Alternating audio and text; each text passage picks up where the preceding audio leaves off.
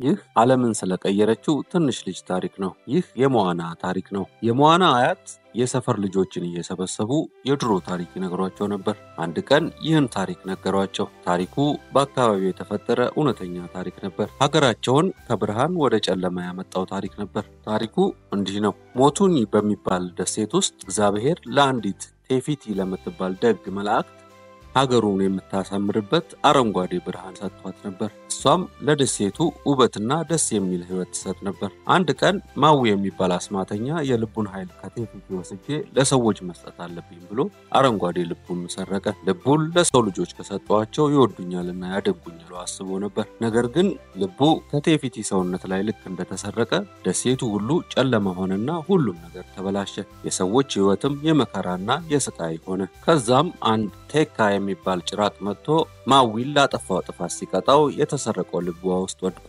ጠፋ። የማዊም አስማት ከሸፈ። ማዊ የሰረቀውን ልብ ለማግኘት ቢፈልገውም ሊያገኘው ስላልቻለ አዝኖ ብቻውን ጫካ ውስጥ ይኖር ጀመር። ከብዙ ዓመታት በኋላ ሞአና እስካገኘችውና ነገሮችን ለማስተካከል እስካገዘችው ድረስ ተደብቆ ኖረ። ሞአና በሁሉም ሰው የምትወደድ የጎሳ አለቃ ልጅ ነበረች። እድሜዋ ሲደርስም ህዝቧን ለመምራት ተዘጋጅታ ነበር። ነገር ግን ሁሉ ጊዜ እግዚአብሔር ወደ ውቅያኖሱ ይጠራት ነበር። በድሮ ጊዜ ዘመዶቿ ተጓዦች ነበሩ፣ የባህር ላይ አሳሾች ነበሩ።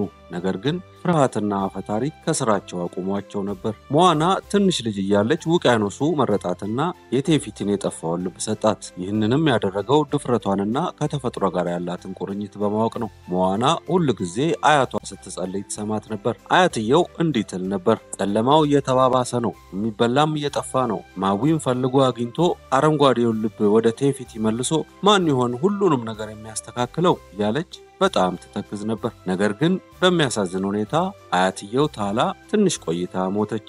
መንፈሷ ግን ርቆ አልሄደም ነበር። ሞአናን እግር በእግር ይከታተላት ነበር። ሞአና ወደ ውቅያኖሱ ስትሄድ ውሃው ቅርጽ እየሰራ ያጫውታት ነበር። እሷም ጥሩ ልጅ ስለነበረች የተገለበጡ ኤሌዎችን ከቁራዎች እያዳነች ወደ ውሃ ትከታቸው ነበር። የአያቷን ቁጭትና የሀገሪቱን መሰቃየት ያየችው ሞአና አረንጓዴውን ልብ ወደ ቴፊቲ መመለስ አለብኝ ብላ ጉዞ ጀመረች። ሞአና ጀልባ ሰርታ ወደማይታወቀው ባህር ተጓዘች። በጉዞ ላይ አውሎ ንፋሶች ይፈትኗት ነበር። ወደ ባህር ተወረወረች። ጀልባዋ ተሰባበረ። እንግዳ በሆነ ደሴት ላይ ራሷን ስታ ነቃች። ከዛም ስትነሳ ፊት ለፊቷ ማዊን አገኘችው። እሱ ትዕቢተኛ፣ ጠንካራና አስቂኝ ሰው ነበር። ነገር ግን ስለ አረንጓዴው ልብ የሚያነሳበት አይፈልግም ነበር። አረንጓዴውን ልብ ለመመለስ እንደመጣች ባወቀ ጊዜ ማዊ ሞአናን አታለላትና ዋሻ ውስጥ አስገብቶ ካሰራት በኋላ የሷን ጀልባ ይዞ ርቆ ሄደ። ግን ብልሁ ውቅያኖስ ሞአናን እንድታመልጥ ረዳት። ሞአናም ማዊን ተከታትላ ያዘችውና አረንጓዴውን ልብ የመመለስ ጉዞ በእውነት ተጀመረ። ሞአናና ማዊ ሰፊውን ውቅያኖስ አቋርጠው በመርከብ ተጓዙ። በመሃላቸውም ያልተጠበቀ ጥምረት ፈጠሩ።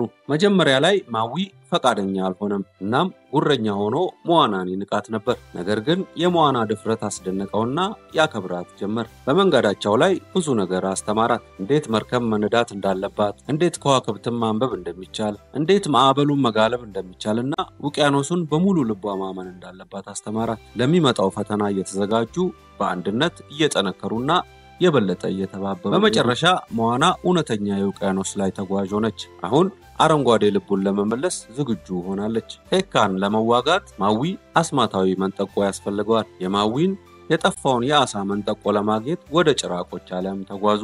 አስማታዊ መንጠቆውን ለማምጣት ሲጓዙ ግዙፉና የሚያብረቀርቀው ጭራቅ ታማታው አገኛቸው። እነሱም ከከባድ ጦርነት በኋላ መንጠቆውን ይዘው በድፍረትና በብልሃት ያመልጣሉ እና ማዊ አስማቱን መልሶ አገኘ። ነገር ግን ማዊ ራሱን ይጠራጠራል። ሰዎች እንደማይወዱት እያሰበ ያዝንና በችሎታው የሚጠራጠር ነበር። ሞአና እንደገና በራሱ እንዲተማመን ትረዳዋለች። አብረው በመጎዶቹ ውስጥ እየተከባበሩ ይሄዳሉ። ሞአናና ማዊ ውቅያኖሱን ሲያቋርጡ በድንገት የኮኮናት ትጥቅ የለበሱና እሾሃማ ጀልባዎችን በሚነዱ ታካሞራ በሚባሉ ትናንሽ ጨካኝ የባህር ወንበዴዎች ተወረሩ። ታካሞራዎቹ የሚያበራውን አረንጓዴ ልብ ለመስረቅ ይፈልጉ ነበር። ነገር ግን ሞአና ለመጀመሪያ ጊዜ ጀግንነቷን እያሳየች በድፍረት ተከላከለችና አባረረቻቸው። ጥንዶቹ በቴካ የሚጠበቀውን ጨለማው የእሳት ገሞራ ደሴት ደረሱ።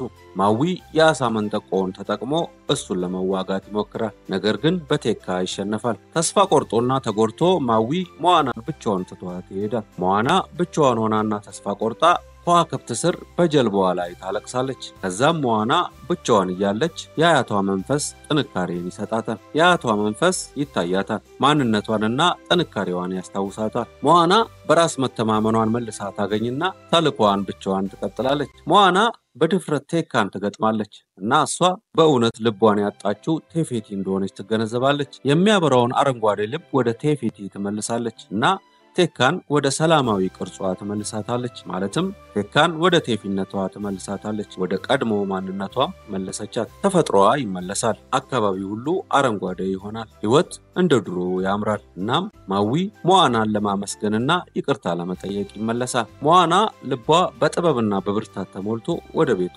ትመለሳለች። ቤተሰቦቿና ህዝቡ በደስታ ተቀበሏት። የሰራችውን ጀብዱ በሙሉ እያወሩ በጣም አደነቋት። ህዝቦቿ እንደገና የውቅያኖስ ጉዞ ያስተማረቻቸውና የህዝቧ ዋና መሪ ተደርጋ ተሾመች። ማዊ የሞዋናን ጀግንነት የሚያስታውስና የሚያደንቅ አዲስ ንቅሳት ተነቀሰ። ከልብ ይቅርታ ጠይቆ በአስማታዊ ጭልፊት ወደ ሰማይ ወጣ። ሞዋና የተጋሩትን ወዳጅነት እያስታወሰች ፈገግ አለች። የፊልሙ ትረካ ከተመቻችሁ ቻናላችንን ሰብስክራይብ እያደረጋችሁ ተቀላቀሉን። ታሪኩ በዚሁ ተፈጸመ።